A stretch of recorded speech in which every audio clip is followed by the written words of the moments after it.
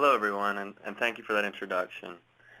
My name is Jeremy Meyer, and I've been working alongside my colleague David No. We are both undergraduate computer science students currently attending Clemson University.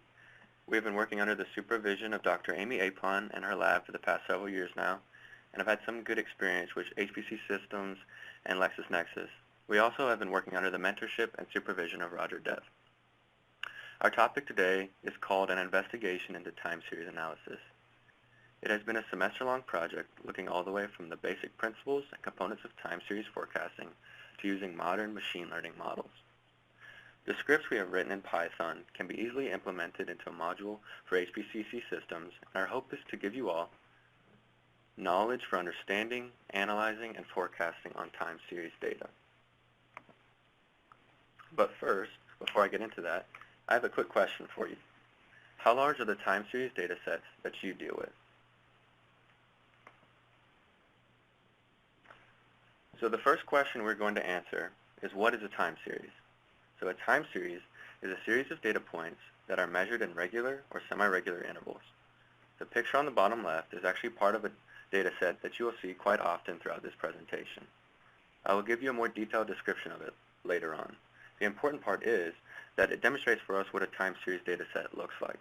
It's a time series data set because, as I stated earlier, it is a set of data that was collected or measured at regular intervals, and in this example, daily. While a regression data set is something like the data set on the bottom right, there are multiple predictors. From this example, you can see income per month, loan type, and day. This is a big distinction between time series and other data sets, especially when it comes to analyzing and forecasting, and the different approaches that come along with those models. Continuing on with answering the question, what is a time series? A time series is a series of data points indexed in time order, and as mentioned before, a time series is a sequence taken at successive and equally spaced points in time. For example, recording the heights of the ocean tides, the number of sunspots, or even the daily closing value of the Dow. And there are 4 components which are usually associated with time series: cyclical variations corresponding to economic boom or bust, random variations that do not fall under foreseeable classification, and 2 other components, and these are the main focus of time series analysis. Generally, time series have some sort of seasonality and trend. A trend is the component of a time series that shows the overall movement in the series, ignoring the seasonality and any small random fluctuations. This can be seen in the chart below, where the data is on the top of the chart while the trend is in the middle. As you can see, the random and small fluctuations have been removed from the original data. And seasonality is the presence of variations that occur at specific regular intervals.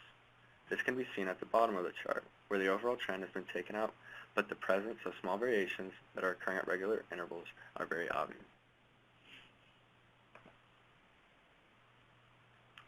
Next, we thought it would be helpful to answer the question, why is stationarity important? But first, let's define the term. So a stationary time series is one whose statistical properties, such as mean, variance, and autocorrelation, are all constant over time. Thus, time series with trends or seasonality are not stationary. And in answering the slide's prompt, most statistical modeling methods assume or require the time series to be stationary in order to be effective. And that's why it's so important. As you can see in the chart below, the original data is shown in green. However, after what is called differencing, which I'll show in a coming slide, or making the data stationary, the variance and covariance have become constant. Intuitively, I think you can see why it's easier for models to use this kind of data, stationary data, for forecasting. To further explain why stationary data is important, I'll give you a high-level example. Let's say a time series is consistently increasing over time. Then a sample mean and variance will grow with the size of the sample. This will lead to a constant underestimation of the mean and variance in future periods, causing issues with many models used in time series analysis and forecasting. Now you might be asking yourself, well, how do I know if my time series is stationary? Well, first, you can always plot the time series and evaluate it just by looking at it. Next, you could review the summary statistics for your data for seasons or random partitions and check for obvious or significant differences. You can also use statistical tests to check if the expectations of stationarity are met or have been violated. The augmented Dickey-Fuller test allows a user a high degree of certainty that their data is stationary. However, it is a statistical approach and is not guaranteed to prove that your data is stationary. Now you might be wondering, well, how can I make my time series stationary? So there's a few things you could do. So it can usually be accomplished through the use of mathematical transformations, the first being differencing, as I mentioned earlier. The example that I show on this slide is called the lag difference, where one takes the difference between consecutive observations. The process of differencing can be repeated more than once, and usually it is done until all temporal dependence has been removed from the data set. The number of times that differencing is performed is called the differencing order. And a secondary approach is just called transformations, where you can take the log, the square root, or the cube root, etc. of your data set in order to make it stationary and meet those requirements that I stated earlier. And as you might expect, the series can be untransformed by reversing the mathematical transformations that you did previously. And now we will start looking into forecasting. But first, we want to answer just what is time series forecasting. So time series forecasting involves taking models fit on historical data and using them to predict future observations. Components such as trend and seasonality may also be the most effective way to make predictions about the future values, but not always. As shown previously, some models require that trend and seasonality be removed. Also, the future is completely unavailable and must only be estimated from what has already happened. And the performance is determined by how well a model forecasts the future.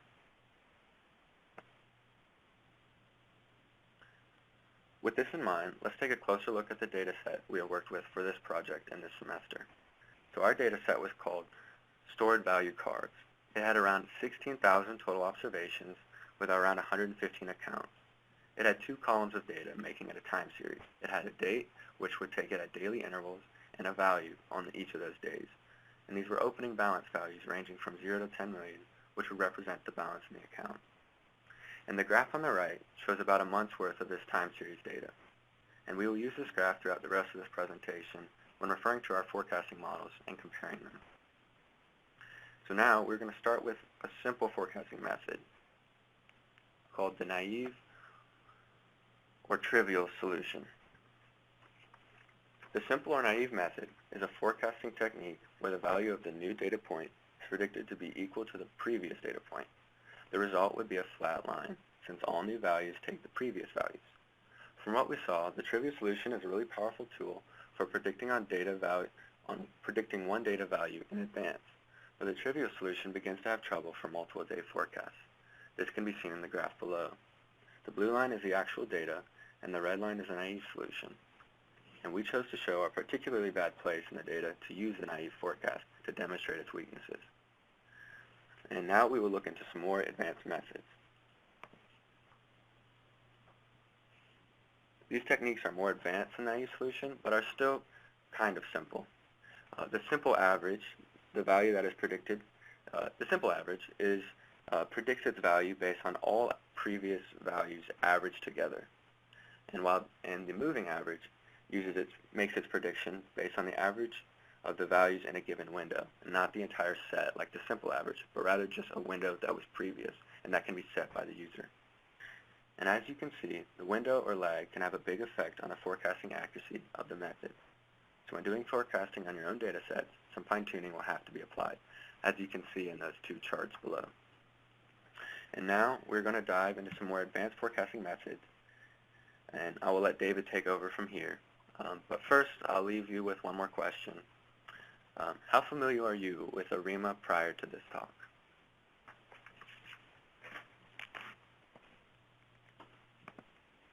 All right. Hi, everyone. Just to refresh, my name is David, and I've been working alongside Jeremy, Dr. Apon, and Roger Dev on this project. So moving on to more forecasting techniques, we have, first and foremost, the ARIMA model. What exactly is the ARIMA model?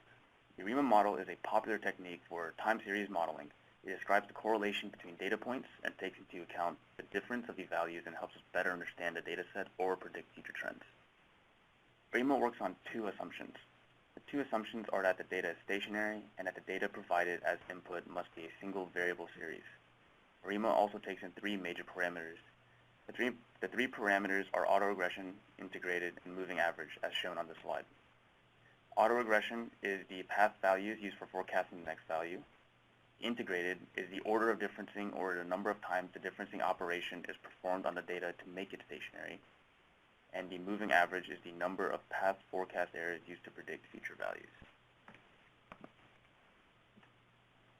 So although ARIMA is a powerful model for forecasting time series, preparing the data and tuning the parameters end up being very, very time-consuming. Because ARIMA works on the assumption that the data is stationary, one would need to make the data stationary manually in order to find the parameters or the order of differencing. AutoARIMA eliminates these steps from ARIMA for us. As you can see in the chart, AutoARIMA takes out steps 3 to 6 from the ARIMA model steps. AutoARIMA basically does a parameter sweep and calculates the accuracy for each set of parameters. With these accuracy metrics, AutoARIMA takes the most accurate model and saves it. So here we have results from the ARIMA and AutoARIMA models' predictions on a dataset Jeremy described earlier. They both seem similar, but AutoARIMA hugs the second curve of the actual data closer and is almost identical to the first curve of the ARIMA's results, hence making AutoARIMA more accurate than the manually tuned ARIMA model. In conclusion, AutoARIMA saves time if you have not tuned the parameters for the ARIMA model yet, but it takes a lot more computational time. So moving on from ARIMA and AutoARIMA, there are two different modern techniques used for time series analysis that I would like to touch on. One being Facebook Profit and the other being a random forest model. For starters, Facebook Profit is an open source forecasting tool. Profit is a procedure for forecasting time series data based on an additive model where nonlinear trends are fit with yearly, weekly, and daily seasonality plus holiday effects. Profit shines for business forecast tasks or tasks with any of the following characteristics. 1, hourly, daily, or any type of seasonality. 2, important holidays. 3, a reasonable number of missing observations or large outliers. 4, historical trends. And 5, trends that are nonlinear, such as the trend that hits a natural limit or saturates. Moving on from Facebook Profit onto the last technique I'll be touching on today. Random forest is a supervised learning algorithm and can be used in many scenarios such as classification and regression. Also, a random forest is usually used in multivariate data comparatively to the typical time series analysis models that use univariate data sets. So here we have results from the AutoARIMA and random forest models' predictions on the same data set from before. As you can tell, the random forest model fits the curve more accurately than the AutoARIMA model does. In our case, the random forest fits better, but depending on the data set, the optimal technique or model can change. So I would like to end our portion of the presentation on another quick poll. So my question is, how likely is it that you will use time series analysis to solve your company's data problems? And with that, I would conclude our portion of the presentation. Thank you all for your time. All right, fantastic, gentlemen. Thank you so much. So we're going to open the floor for questions. And while you guys review the questions and the questions from the audience list, let's go over the polls.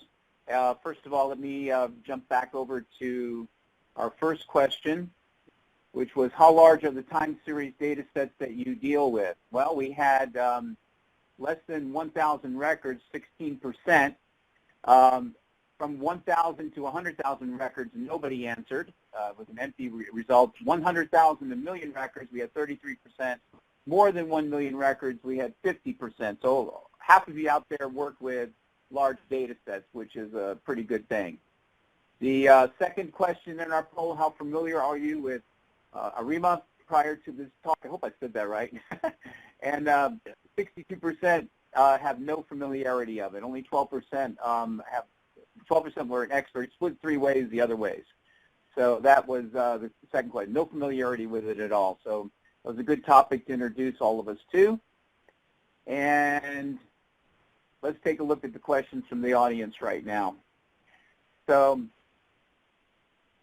first question in the list, what approach to the data gave the overall best predictions? Okay, so this is David once again, and the approach to the data that gave the best overall predictions for us was the random forest model. Yeah, all right. we used about 1,000 decision trees for the random forest and got some very accurate results. But for those of you that might want to try and do that sort of model, 100 trees will also do it and save you a lot of computational time. All right, very good. Next question, what was one of the biggest difficulties with making predictions on the data set? Good question. This is Jeremy. So one of the biggest difficulties we had was just understanding the data, and there was some dates that were actually missing. So we were trying to understand how best we can account for that, and then also how do we kind of tune the data for the models. Like we were saying with making the data stationary, how could we make our data the best and most stationary for the ARIMA model or auto-ARIMA? Those were a lot of the difficulties we ran into early on. All right. Let's just take one more question. There's a few more lined up here, but I think we, our time here. What do you think? I think maybe just one more. Do you think this research has any possible useful business implications outside of the areas you discussed? Yeah, I would say definitely. If you're better able to predict on maybe data that's relating to some sort of market or things like that, you could better invest in the future and things like that. And it also could supply or show anomalies in data. Perhaps if you know what the data should look like in the future and then you start seeing some weird looking results, you can perhaps know that the machine that's providing these results is giving you an error or an issue, and that way you can see anomalies better when you know what the actual data should look like when it's predicted. All right, thanks. Just in closing then, what other collaborations or projects is Clemson University doing with HPCC system? So I'll take that question. This is Dr. Amy Apon, and I've been the mentor for Jeremy and David this semester and actually over a period of several semesters. So we have worked on several projects with HPCC systems. David and Jeremy and a couple of their colleagues worked on a project as an internship project on a text bundle where they were cleaning text to take out common words, and with a graduate student colleague also to identify what are called initialisms, different places where text, where characters should be collapsed into a single token. And I have two PhD students right now working directly with HPC systems, one on optimizing k-means clustering, and actually that same graduate student is working on various ways to identify stop words in text for use in, say, topic modeling or text analysis. And these last two have been implemented in HPCC systems. It's been an excellent platform for our larger text analysis research questions that we're asking. All right, Amy, thank you so much for addressing that. That's wonderful. Good stuff. All right, so in closing, we have that last poll question. How likely is it that you will use time series analysis to solve your company's data problems? 33% said very likely, 11% said moderately likely, and 44% said likely. So that's a good chunk. That likely or very likely, that's over 80%. Only 11% said not likely. So good session, great introduction to time series analysis. We really appreciate it, guys. Thank you for participating. We really enjoyed it.